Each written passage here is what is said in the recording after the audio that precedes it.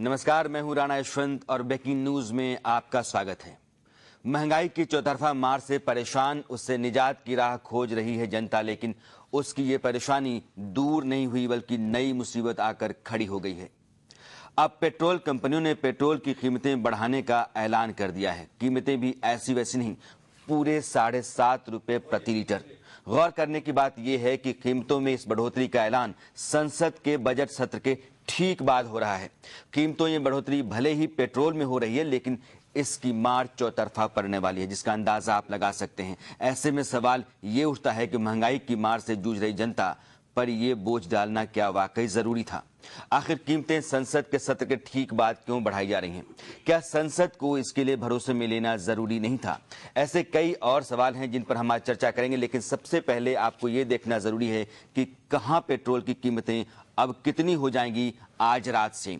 अगर आप दिल्ली में बैठे हों, आप उत्तराखंड के किसी भी हिस्से में बैठे हों, देहरादून में हो, नैनीताल में हो, आप लखनऊ में हो, आप बनारस में हो, इलाहाबाद में हो, पेट्रोल की कीमतें आज रात से आपके लिए 7.5 रुपए प्रति लीटर बढ़ गई हैं। जो आंकड़ा हमने आपको स्क्रीन पर दिया है, यह मई 2004 जब मनमोहन सरकार पहली बार आई थी और उस समय पेट्रोल की कीमत 35 रुपए 71 पैसे प्रति लीटर थी। और जब दूसरी दफा सरकार आई मई 2009 में, तब कीमत थी 40 रुपए प्रति लीटर और 2012 में अब कीमत हो जाएगी आज आधी रात से 73 रुपए 14 पैसे प्रति लीटर, यानी 35 रुपए से 73 रुपए पिछले 8 वर्षों के दौरान यह कीमत हो गई है, लगभग 2 गुना से कहीं ज्यादा। और पेट्रोल की कीमतों को लेकर के आज जिन मेहमानों के साथ हम चर्चा करने बैठे हैं, उनमें खास मेहमान अरविंद मोहन जी हैं, जो हमारे सीनियर जर्नलिस्ट हैं। शकील अंसारी साहब हैं, वैसे कांग्रेस के नेता रहे हैं लेकिन मेंबर हैं पिछड़ा आयोग के। और जसवंत सिंह जी हैं, समाजवादी पार्टी के नेता। आप सभी मेहमानों का बहुत बहुत स्वागत है। अरविंद जी, सबसे पहला सवाल मैं आपसे ये पूछना चाहूंगा कि क्या वाकई पेट्रोल की कीमत सरकार के लिए बढ़ाना इतना जरूरी था?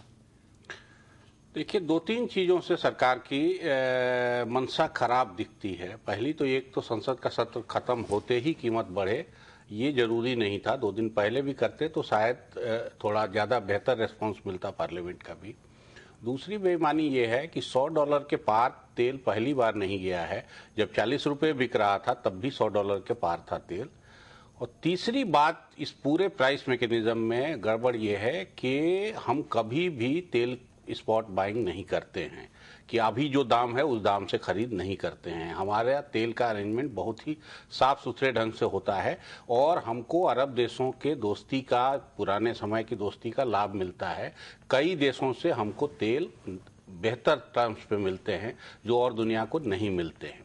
और जब भी डॉलर गिरने का तर्क आए या तेल की कीमतें बढ़ने का तर्क आए, तुरंत तेल कंपनियां तेल की कीमत बढ़ाती हैं और ये तर्क बार बार दिया जाता है कि इतने डॉलर पे हमको ये नुकसान हो रहा है। भैया, जब तुमने परचेज उस डॉलर पे नहीं किया है तो इस नुकसान का की गिनती का कोई मतलब नहीं है, वो जीरो है। और इसमें मैं दर्शकों को यहाँ बताना चाहता हूँ कि अरविंद जी दरअसल ये कहना चाहते हैं कि स्पॉट बाइंग हम नहीं करते हैं, यानी अगर डॉलर के मुकाबले रुपया लगातार गिरता जा रहा है, ऐतिहासिक गिरावट रुपए में 56 रुपए देने पड़ते हैं। $1 के मुकाबले रुपए की कीमत 56 रुपए है।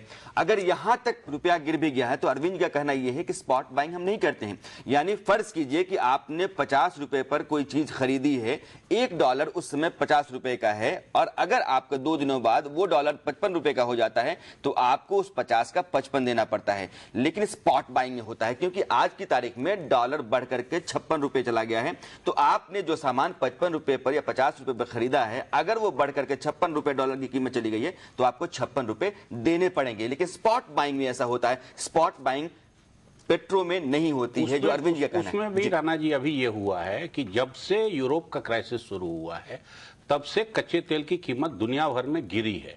तो जो डॉलर की कीमत हम भुगत रहे हैं ज्यादा होने का, वो कहीं ना कहीं एक दूसरे को एडजस्ट कर रहा है। तेल की कीमतें दुनिया भर में गिरी हैं। $100 के नीचे आना तेल मोटे तौर पे, बहुत किस्म के कच्चा तेल बिकता है, करीब 30 किस्म का, लेकिन जो हम खरीदते हैं वो $100 के आसपास है। तो जो वृद्धि का गिनती डॉलर से हमको बोझ बढ़ रहा है, वो कीमतें कम होने से वो लगभग एडजस्टेड है। तो ये क्यों बढ़ा है, इसकी सफाई बहुत साफ देनी होगी। और सरकार चुपचाप ये काम होने इसलिए देती है कि हर कीमत बढ़ने के साथ उसका रेवेन्यू बढ़ता जाता है, उसका टैक्स बढ़ता। अगर आप देखेंगे तो कीमत 6 रुपये कुछ पैसे ही बढ़ी है, और बाकी जो भी कीमत और जगह बढ़ रही है वो सरकारी खजाने में जाएगा। सरकारी टैक्स जी। तो सरकार को भी लाभ इससे होता है, सरकारी तेल कंपनियों को भी लाभ हो रहा है, और हम सब लोग इसमें, बल्कि सट्टा होने लगा। वायदा कारोबार पेट्रोलियम का इस मुल्क में हो रहा है, जहां अब पेट्रोलियम 1 लीटर कहीं खरीदा बेचा नहीं जाता वायदा कारोबार में, सिर्फ सट्टे के लिए वायदा कारोबार पेट्रोलियम का खुला हुआ है। और ये क्यों खुला हुआ है, इसकी सफाई भी सरकार को देनी। और मैं इस बात में ममता बनर्जी की तारीफ करूंगा कि हर ऐसे मौके पे, भले हम उनको बहुत झक्की और जाने क्या क्या बोलते रहते हैं, लेकिन हर ऐसे मौके पे वही खड़ी होती हैं मजबूती से जी। आम लोगों के हाथ में। अरविंद जी ये कहना चाहते हैं कि पेट्रोल की कीमतें जब बढ़ती हैं तो सरकार का टैक्स भी बढ़ता है, सरकार के खजाने में पैसा आता है। हाल ही में पेट्रोलियम मंत्रालय ने एक सिफारिश की थी कि क्यों नहीं हम एक्साइज ड्यूटी को कम कर दें, माफ कर दें 6 रुपए प्रति लीटर के हिसाब से, जिसको वित्त मंत्रालय ने ठुकरा दिया था। देश भर में आज रात से 7.5 रुपए प्रति लीटर पेट्रोल की कीमत बढ़ जाएगी। पूरे देश में हड़कंप है, पूरे देश में हलचल है, लोग परेशान है। महंगाई की मार से वैसे भी जनता हलकान है, और अब पेट्रोल की कीमतों के बढ़ने से उसकी परेशानी बढ़ेगी। मैं सीधे आपको लखनऊ लेकर चलना चाहता हूं। समाजवादी पार्टी के नेता जसवंत सिंह जी हमारे साथ हैं।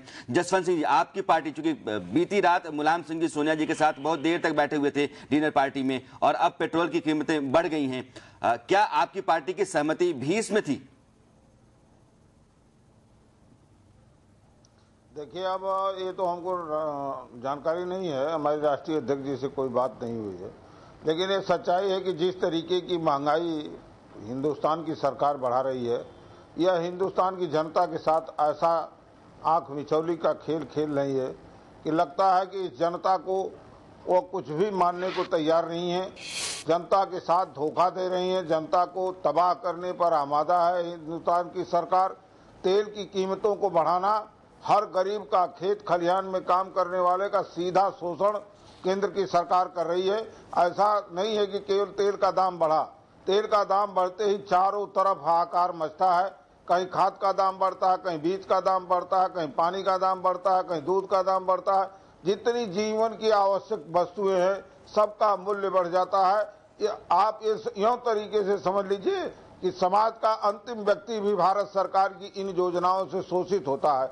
हमें आज याद आ रहे हैं महात्मा गांधी, कहाँ विदेशी शक्तियां आई थीं और जिस तरीके से हमारे देश पर कब्जा कर रही थीं, उन्होंने विदेशी वस्त्रों की होली जलाई थी। आज तो गांधी की वह राह हमको समझ में आ रही है कि इसका इलाज है कि हम पेट्रोल पदार्थों की खरीद न करें और हम उसका बहिष्कार करें, हम सड़कों पर पैदल चलें, हम वाहन छोड़ दें। लेकिन यह तेल की जो स्थिति पैदा की गई है, इस तेल की स्थिति से हमारा देश तबाह हो जाएगा। देश को तबाह होने से बचाने के लिए सारे दलों को एकजुट होकर इसका विरोध ही नहीं करना चाहिए, तेल का तो बहिष्कार करना चाहिए।